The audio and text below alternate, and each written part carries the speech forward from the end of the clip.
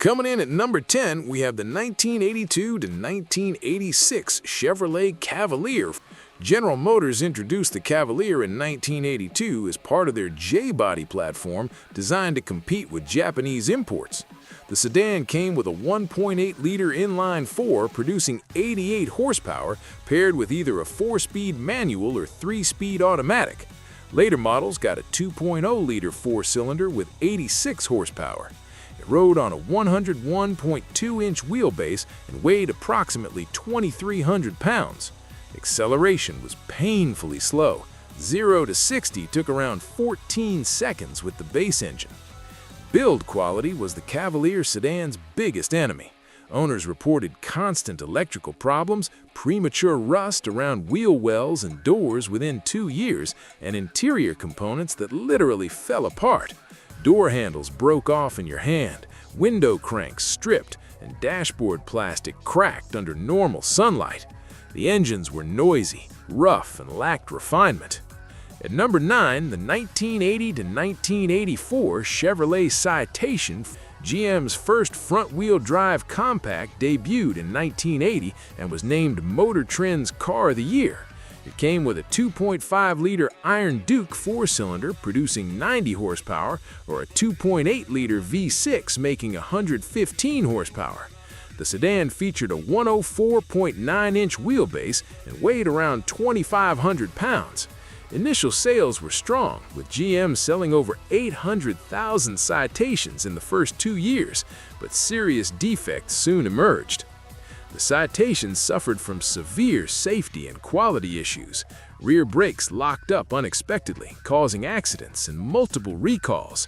Engines leaked oil, transmissions failed prematurely, and electrical problems plagued every system. The suspension geometry was flawed, leading to dangerous, unpredictable handling.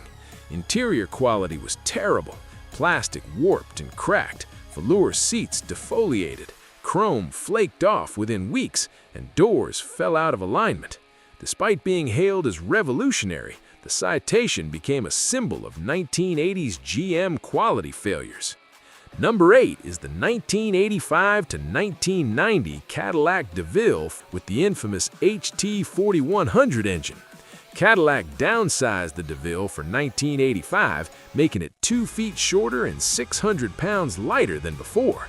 The new front-wheel drive sedan came with the 4.1-liter HT4100 V8, producing just 125 horsepower, barely adequate for a luxury car. It featured a 104.9-inch wheelbase and weighed approximately 2,500 pounds. The engine used an aluminum block with iron heads and throttle body fuel injection, which sounded sophisticated but proved disastrous. The HT4100 suffered from catastrophic reliability problems. The aluminum block and iron heads expanded at different rates, causing head gasket failures. Oil pumps failed, head bolts pulled out of the soft aluminum block, and coolant leaked into the oil. Engines frequently failed before 60,000 miles. The electronic systems were equally problematic. The digital dashboard randomly failed or displayed incorrect information. Owners watched their expensive luxury sedans break down repeatedly. Number 7. The 1981 to 1989 Dodge Aries. Part of Chrysler's K-Car platform, the Aries was introduced to save Chrysler from bankruptcy. The sedan came with a 2.2-liter inline-four producing 84 horsepower, later increased to 94 horsepower. An optional 2.6-liter Mitsubishi four-cylinder made 92 horsepower. It had a 100.3-inch wheelbase and weighed approximately 2,400 pounds. While it achieved its corporate goal of keeping Chrysler alive, the Aries left much to be desired as an actual car. The Aries was crude and unrefined. Ride quality was harsh. Interior materials were cheap and flimsy, and the 2.2-liter engine was noisy and underpowered. Early cars suffered from carburetor problems, premature rust, weak brakes, and power steering failures. The seats provided minimal comfort, and the handling was vague at best. Number 6. 1981 to 1989 Plymouth Reliant, the Aries' twin sister. Mechanically identical to the Dodge Aries, the Reliant shared the same K-car platform, engines, and problems. The sedan came with the 2.2-liter four-cylinder producing 84 horsepower, or the optional 2.6-liter Mitsubishi engine. Together, the Reliant and Aries sold over 2 million units and were named Motor Trend's Car of the Year for 1981.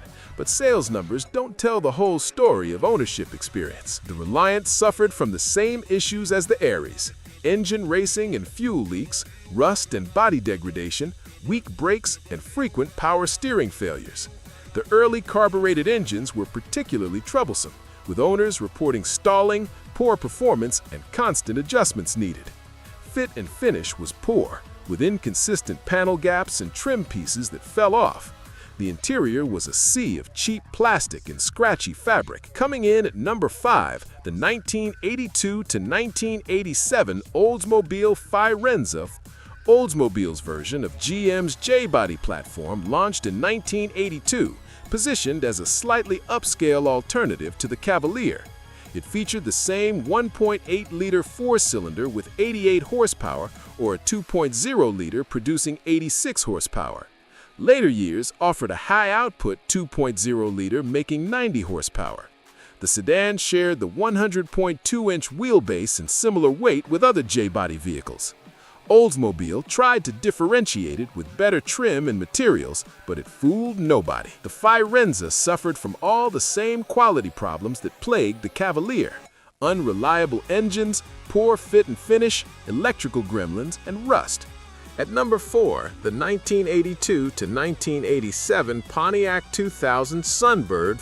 Pontiac introduced this as the J2000 in 1982, quickly renaming it 2000 Sunbird in 1983. Despite Pontiac's sporty image, this J-body sedan was anything but exciting. It came with the familiar 1.8-liter four-cylinder producing 88 horsepower, or a 2.0-liter with 86 horsepower. Pontiac briefly offered a turbocharged 1.8-liter making 150 horsepower, but it was rare and problematic. The sedan had a 101.2-inch wheelbase and weighed approximately 2,400 pounds. Like its J-body siblings, the Sunbird suffered from poor build quality and constant reliability issues. Number 3 is the 1982 to 1988 Cadillac Cimarron, one of the most infamous badge engineering disasters in automotive history. Cadillac attempted to compete with European luxury compacts like the BMW 3 Series by essentially rebadging a Chevrolet Cavalier and adding a luxury price tag. It launched with the 1.8-liter four-cylinder producing 88 horsepower, later receiving a 2.0-liter and eventually a 3.8-liter V6 making 130 horsepower. Even with the V6, 0 to 60 took over 10 seconds, unacceptable for a car wearing a Cadillac crest. The Cimarron's fundamental problem was authenticity. Buyers paying $12,000 to $19,000 expected genuine Cadillac quality, not a dressed-up economy car. At number 2, the 1984 to 1994 Ford Tempo. Ford introduced the Tempo in 1984 as the replacement for the Fairmont, positioning it as a modern aerodynamic compact sedan to compete with GM's X-body cars and Chrysler's K-cars. The sedan came with a 2.3-liter inline-4 producing 98 horsepower, with later models offering a high-output version making 100 horsepower. A 3.0-liter V6 was briefly available in later years. It featured a 99.9-inch wheelbase and weighed approximately 2,400 pounds. First-year sales exceeded 400,000 units as buyers appreciated its fresh styling and competitive pricing around $7,000. The Tempo quickly developed a reputation for mediocrity and reliability issues.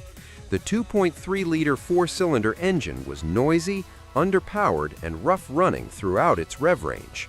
Owners reported frequent alternator failures, power window mechanisms that broke constantly, And at number 1, the absolute worst sedan of the 1980s, the 1983 to 1987 Renault Alliance. This French-American collaboration between AMC and Renault was designed as an affordable, fuel-efficient sedan, combining French engineering with American assembly. It was even named Motor Trend's Car of the Year in 1983. Initial reviews praised its European character and low price.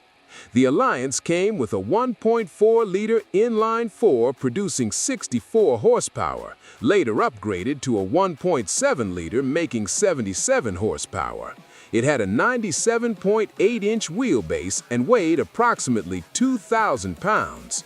Reliability was absolutely catastrophic. The Alliance represents everything that could go wrong with 1980s automotive manufacturing.